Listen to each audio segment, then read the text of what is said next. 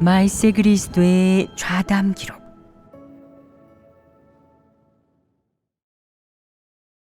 다른 측면의 말씀. 발췌문.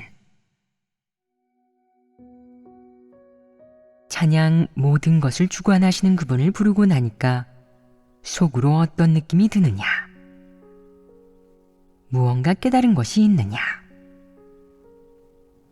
누구든지 살아가면서 많은 고통을 겪지만 사람은 그 이유도 모르고 사람이 이런 고통을 겪는 근본 원인이 무엇인지, 도대체 그럴 가치가 있는지, 사람의 이런 삶의 방식에 도대체 옳은 것인지에 대해 아무도 깊이 생각해 보지 않는다. 사람은 어릴 때는 항상 좋은 옷을 입고 좋은 음식을 먹으면서 살아야 행복하다고 생각하고, 성장한 뒤에는 열심히 공부해야 비로소 출세하여 잘 살 수 있다고 생각한다. 어른이 된 후에는 돈도 많이 벌고 명예와 이익, 권세를 손에 쥐고 잘 나가는 사람이 되고 싶어 하고, 또는 관리가 되어 사람들의 우러름과 숭배를 받으려고만 한다.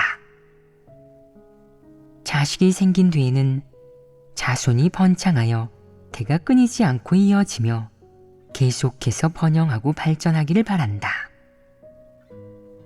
사람의 이 한 발 한 발은 무엇을 위한 것이냐? 어째서 사람은 이렇게 생각하느냐? 왜 사람은 모두 이렇게 살아가느냐? 사람의 삶에는 길이 없다. 어째서 길이 없다고 하느냐? 바로 자신이 어디에서 왔고 어디로 가는지 모르고 자신이 한평생 무엇을 하러 온 것인지, 어떻게 살아야 하는지, 인생의 길을 어떻게 걸어가야 하는지를 모르기 때문이다. 사람은 이러한 일들을 알지 못한다. 그렇다면 사람은 어째서 이렇게 바득바득 명예와 이익, 행복한 삶을 추구하면서 죽을 때까지도 뉘우치지 않을 수 있느냐?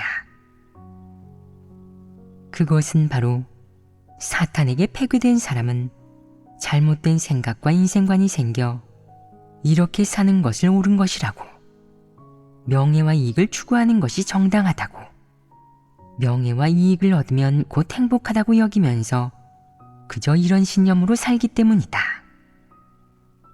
그리하여 사람은 한 발 한 발 명예와 이익을 추구하는 길로 미친 듯이 달려가지만 결국에는 죽을 때까지도 행복을 얻지 못한다. 모든 사람이 다 이렇게 살아가는데 이 세상에는 달리 갈 길이 없는 것이다. 사람은 모두 돈을 벌어 잘 살고 싶어 한다. 돈이 없으면 고통스럽게 살고, 돈이 있으면 많은 일을 성사시킬 수 있기 때문에 다들 더 많은 돈을 벌고 싶어 한다. 생활이 부유해지면 재산을 지키고 자식에게 상속하려고도 한다. 이렇게 사는 것이 공허하다는 것을 그 누구도 명확하게 알지 못하기 때문에 사람은 모두 아쉬움과 의욕, 미련을 가지고 인간 세상을 떠난다.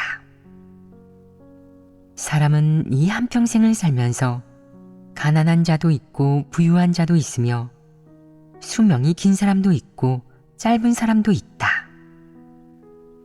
서민도 있고 고관대작도 있는데 온갖 계층의 사람이 다 있다. 그러나 사람이 살아가는 방식은 기본적으로 하나다. 바로 야심과 욕망, 그리고 사탄 성품에 기대어 명리를 다투고 목적을 달성하지 못하면 죽어도 눈을 감지 못하는 것이다. 이런 현상을 보고 사람은 이렇게 생각한다. 사람은 왜 다 이렇게 살아갈까?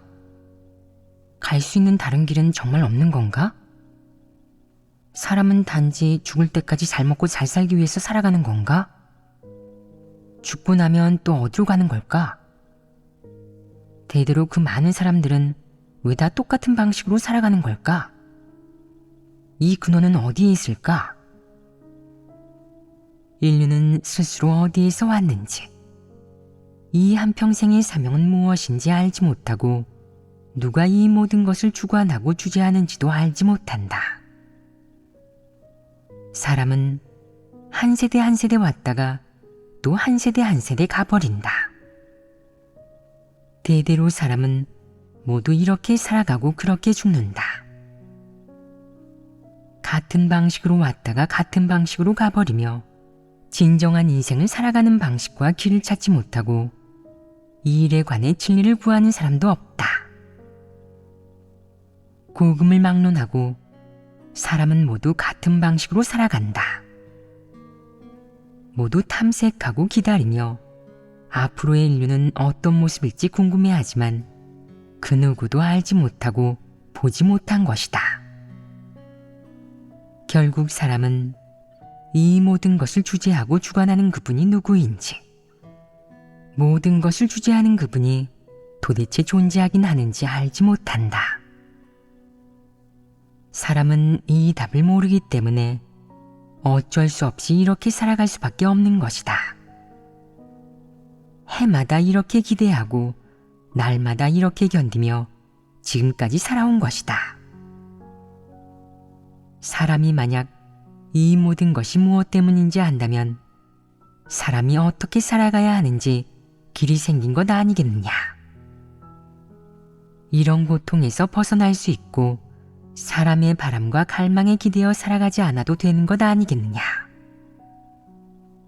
사람이 왜 살아가는지, 또 왜 죽는 건지, 이 세상을 누가 주관하는지 깨닫고 나면, 그리고 이 모든 것을 주재하는 그분이 바로 창조주라는 답을 얻고 나면 사람은 드디어 행할 길이 생긴다. 하나님의 말씀 속에서 진리를 구하고 길을 찾아야 한다는 것을 알게 되며 더 이상 바람과 갈망에 기대어 그렇게 고통스럽게 살지 않아도 된다. 만약 사람이 왜 살아가고 또 왜 죽는 건지 답을 찾았다면 사람의 모든 고통과 어려움은 해결되지 않겠느냐. 그럼 사람은 해탈하지 않겠느냐. 사람은 진정으로 해탈하고 완전히 자유롭고 해방되는 것이다. 너희는 찬양 모든 것을 주관하시는 그분을 듣고 나서 마음속으로 무엇을 사색해야 하겠느냐. 인류가 왜 살아가고 왜 죽는 건지 알게 되면 이 세상 만물의 주재자, 즉 이 모든 것을 주관하는 그분이 도대체 누구이며 어디에 있고 인류에게 그가 무엇을 요구하는지 안다면, 이런 일들을 모두 깨닫는다면 인류는 창조주를 어떻게 대해야 할지 알게 된다. 창조주에게 어떻게 경배하고 순종해야 하는지 알게 되고 마음속에 의지할 곳이 생겨 평안하고 행복해지며 이렇게 괴롭고 고통스럽게 살아갈 필요가 없어진다. 결국 사람은 진리를 깨달아야 한다. 사람이 살아가는 데에는 길을 선택하는 것이 매우 중요하고 살아가는 방식도 매우 중요하다. 사람이 어떻게 살아가고 어떤 길을 걷는지가 사람이 이 한평생 행복할지 아니면 비통할지를 결정한다. 사람은 이를 깨달아야 한다. 이 찬양을 듣고 나서 사람은 마음속에 이런 생각이 들 수도 있다. 인류는 모두 이런 규칙 속에서 살아가는구나. 고대의 사람도 예외 없고 현재의 사람도 예전대로 여전히 이러한 방식들을 바꾸지 않았구나. 그럼 이 인류 가운데 한 분의 주재자, 전설 속의 한 분의 하나님이 이 모든 것을 주관하고 계시는 것 아닐까? 만약 하나님을 찾고 나면, 이 모든 것을 주관하시는 그분을 찾고 나면 인류는 마음속으로 행복을 느낄 수 있지 않을까? 지금 중요한 건 인류의 뿌리를 찾는 거야. 이 뿌리는 어디에 있을까? 뿌리를 찾고 나면 사람은 다른 경지의 삶을 살 수도 있어. 만약 이 뿌리를 찾지 못하고 인류가 계속 이대로 살아간다면 인류는 과연 행복할 수 있을까? 사람이 만약 하나님을 믿지 않는다면 인류가 깊이 폐괴되었다는 것을 알더라도 뭘 어찌할 수 있겠느냐? 폐괴의 실제 문제를 해결할 수 있겠느냐? 구원받을 길이 있겠느냐? 내가 좋게 변하고 싶고 사람다운 모습으로 살고 싶다고 한들 가능하겠느냐? 너는 행할 길이 없을 것이다. 예를 들어 자식을 위해 살아가는 사람이 있다고 하자. 내가 자식을 위해 살아가고 싶지 않다고 말한들 그럴 수 있겠느냐? 금전과 명리를 위해 분주하게 뛰어다니고 바쁘게 지내는 사람이 있다고 하자. 내가 이러한 것들을 위해 분주히 지내고 싶지 않다고 말해도 그럴 수 있겠느냐? 너는 자기도 모르는 사이에 그 길을 걷고 있고 삶의 방식을 바꾸고 싶어도 바꿀 수가 없다. 내가 이 세상에서 어떻게 살지는 자기 마음대로 할 수 없는 것이다. 이 문제의 근원은 무엇이겠느냐? 바로 사람이 참 하나님을 믿지 않고 진리를 얻지 못했기 때문이다. 그럼 사람의 정신적 지주는 무엇이겠느냐? 사람은 정신을 어느 곳에 의지하겠느냐? 단란한 가정, 행복한 혼인, 물질적 향락, 금전, 명리, 지위, 감정, 사업, 그리고 후손의 행복, 이런 일들에 의지한다. 모든 사람의 정신적 지주는 다 이러한 것들 아니겠느냐? 자식이 있는 사람은 자식에게 의지하고 자식이 없는 사람은 자신의 사업과 혼인, 사회적 지위와 명리에 의지한다. 그래서 생겨나는 삶의 방식이 모두 같은 것이다. 모두 사탄의 권력과 통제 아래에서 자기도 모르게 명리를 얻기 위해 자신의 앞날, 사업, 혼인, 가정, 후손, 육적 향락, 이 모든 것을 얻기 위해 분주하게 뛰어다니고 바쁘게 지내는 것이다. 이것이 올바른 길이겠느냐? 인류가 이 세상에서 아무리 바쁘게 지내고 사업이 아무리 성공했다 한들, 가정이 아무리 행복하고 가족이 아무리 대가족이라 한들, 지위가 아무리 높다 한들 인생의 올바른 길을 걸을 수 있겠느냐? 인류가 명리와 세상을 쫓고 사업을 추구함으로써 하나님이 만유를 창조하고 인류 운명을 주재한다는 이 사실을 깨달을 수 있겠느냐? 이는 불가능하다. 사람이 무엇을 추구하든 어떤 길을 걷든 만약 그가 하나님이 인류의 운명을 주재한다는 것을 인정하지 않는다면 그가 걷는 길은 잘못된 길이고 올바른 길이 아니며 비뚤어진 길이자 사악한 길이다. 너의 정신적 지주가 만족스럽든 그렇지 않든 너의 정신적 지주가 어디에 있든 그건 모두 진정한 신앙이 아니고 인생의 올바른 길이 아니다. 진정한 신앙은 무엇이겠느냐? 바로 하나님의 현현과 사역을 받아들이고 하나님이 선포한 모든 진리를 받아들이는 것이다. 이러한 진리들이 바로 인생의 올바른 길이며 사람이 추구해야 할 진리이자 생명이다. 인생의 올바른 길을 걷는 것은 바로 하나님을 따르고 하나님 말씀의 인도하에 진리를 깨닫고 선악을 분별할 줄 알고 무엇이 긍정적인 사물이고 무엇이 부정적인 사물인지 알고 하나님의 주제와 전능을 인식하는 것이다. 사람이 마음속으로 하나님이 천지 만물을 창조했을 뿐 아니라 우주 만유의 주제자라는 것을 진정으로 깨닫는다면 하나님의 모든 지배와 안배에 순종할 수 있고 하나님의 말씀에 따라 살아가며 하나님을 경외하며 악에서 떠날 수 있다. 그러면 인생의 올바른 길에 들어선 것이다.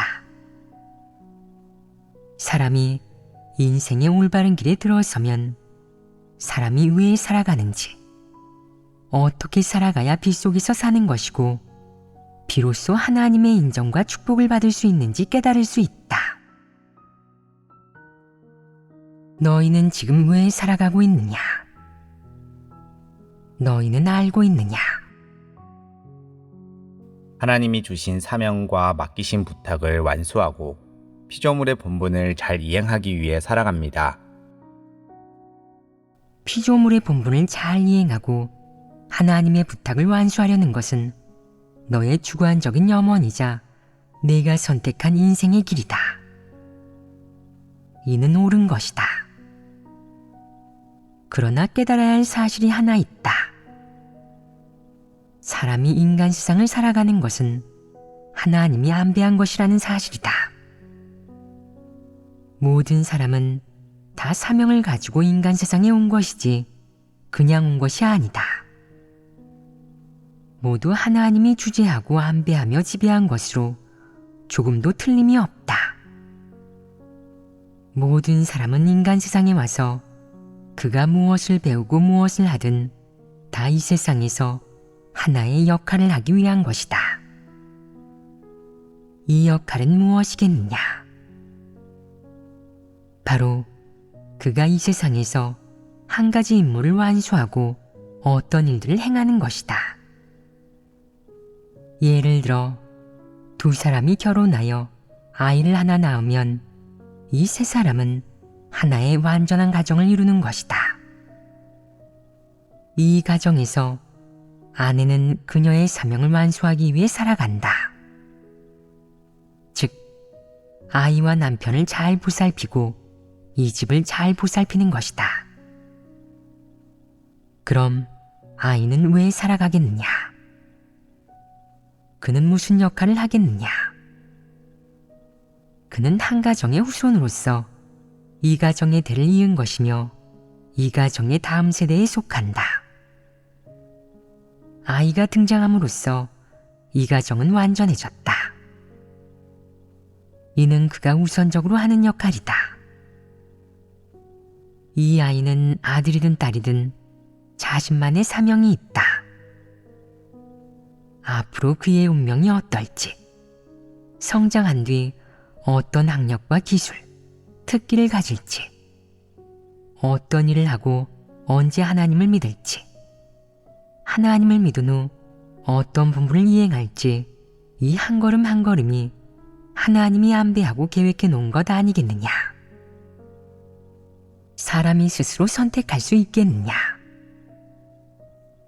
사람이 한 가정에서 태어난 순간부터 그의 운명 속의 모든 발걸음은 스스로 선택한 것이 아니라 하나님이 미리 안배해 놓은 것이다. 모두 하나님이 미리 안배해 놓은 것이니 이 속에 진리가 있다. 이는 사람이 왜 살아가는지와 관련이 있다. 예를 들어 내가 음악을 공부하는데 그럴 조건과 가정 환경을 갖추고 있다면 음악을 공부하는 것은 내가 선택한 것이겠느냐? 내가 이 환경에서 태어나 환경의 영향을 받아 하나의 특기를 배운 것이다. 내가 이런 사명 하나를 완수한 것은 무엇으로 인한 것이겠느냐? 하나님의 예정으로 인해 완수한 것이지 너 스스로 선택한 것이 아니다. 그럼 이 일을 완수한 것은 창조주가 지배한 결과가 아니겠느냐? 지금까지 너는 본분을 이행했고 내가 배우고 아는 것을 본분을 이행하는 데 활용했는데 이는 누가 결정한 것이겠느냐? 하나님이 결정한 것이지 너 스스로 결정한 것이 아니다. 그럼 객관적으로 보았을 때 지금 너는 누구를 위해 살아가는 것이겠느냐? 사실 모든 사람은 다 마찬가지다. 모두 하나님의 주제와 안배를 위해 살아가는 것이다. 내가 자각하고 있든 자각하지 못하고 있든 의식이 있든 의식이 없든지 간에 말이다. 사람은 마치 바둑돌과 같다. 하나님이 너를 어디에 두고 내게 무엇을 하도록 하며 내가 어디에서 얼마나 오래 머물도록 하든 그것은 모두 하나님이 지배하고 있는 것이다. 하나님의 지배라는 방면에서 보면 사람은 사실 모두 하나님의 주제와 안배를 위해 하나님의 경영을 위해 살아가는 것인데 자기 마음대로 할 수는 없는 것이다. 내 능력이 아무리 크고 은사가 아무리 많다 한들 너는 하나님이 너에게 예정한 운명을 뛰어넘을 수는 없다. 누구든 살아가며 이 범위를 뛰어넘을 수 없고 창조주가 사람에게 설정하고 안배해 놓은 운명과 일생을 뛰어넘을 수 없다. 이 모든 것을 사람 자신은 사실 전혀 알지 못한다. 사람은 모두 저절로 자기도 모르게 하나님의 지배와 주재하에 지금까지 걸어온 것이다. 객관적으로 이 일을 볼 때 사람은 무엇을 인식했느냐? 사람의 삶과 죽음은 스스로에게 결정권이 있는 것이 아니라 하나님이 주재하고 지배하는 것입니다. 스스로 자신의 운명을 주관하려 하지 말고 하나님의 주제와 안배에 순종해야 합니다. 이렇게 인식할 수 있다면 성장하는 것이다. 하나님에게 순종하려면 어떤 진리들을 깨달아야 하겠느냐? 내가 어떤 가정에서 태어났든 너의 자질, 사고 능력, 사상 각방면이 어떻든 결국 너의 운명, 너의 모든 것은 다 하나님의 지배 속에 있는 것이다. 내 마음대로 되지 않는다. 사람이 선택해야 하는 길은 바로 자신의 이 모든 것을 하나님이 어떻게 안배했는지, 어떻게 인도했는지, 앞으로 하나님이 어떻게 인도할 것인지를 깨닫고 하나님의 의도와 뜻을 깨닫고자 구하는 것이다. 그리고 창조주가 주재하고 지배한 운명의 궤적에 따라 살아가는 것이다.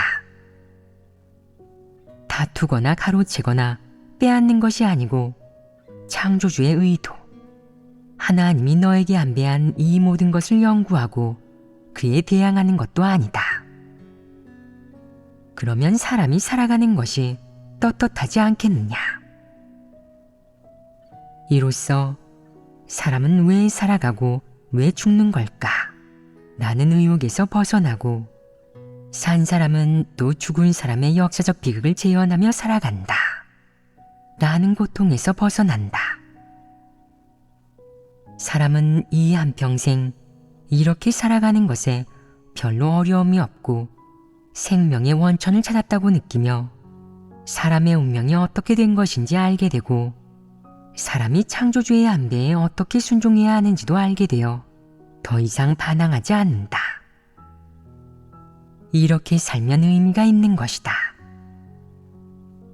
사람은 더 이상 자신의 머리에 기대 상상하거나 자신의 힘에 기대 분투하지 않으며 행복을 쟁취하려 하지 않는다. 그런 것들은 모두 우매하고 완고한 방법이라는 걸 알고 더 이상 그렇게 하지 않으며 창조주의 주제와 안배에 순종할 줄 알게 된다. 이는 얼마나 많은 고통을 줄인 것이냐. 너희는 지금 이렇게 살아가고 있느냐? 자신이 지금 아주 억울하게 재능을 섞이며 살고 있다고 생각하느냐? 스스로의 특기와 본분은 하나님이 주고 안배했다는 것을 알면서도 여전히 자신이 아주 억울하고 고작 이 정도의 본분을 이행해봤자 자신의 포부를 펼치지 못한다고 느끼느냐? 사실 자신의 목표는 꽤 원대한데 지금 본분을 이행하는 이 장소에서는 그 목표를 다 펼칠 수 없을 것 같다는 생각이 드느냐? 야심과 욕망은 사라졌고 사치스러운 요구도 사라졌으며 버려야 할 것도 버릴 수 있게 됐으니 이제 진리를 깨닫고 패구의 성품을 해결하기만 하면 된다. 그러면 사람이 걷는 길, 나아가는 방향이 점점 더 명확해지고 사람은 왜 살아가고 또 왜 죽는 걸까? 이 모든 것을 주관하시는 그분은 도대체 누구일까? 와 같은 질문은 더 이상 할 필요가 없어진다. 사람이 추구하고 원하는 것이 무엇이든 오직 창조주 앞으로 돌아와 성실하게 자신이 해야 할 일과 이행해야 할 본분을 제대로 완수해야 한다. 이렇게 살아야만 만족스럽고 떳떳하며 별다른 고통이 없게 될 것이다. 이것이 바로 삶의 의미이고 가치이다.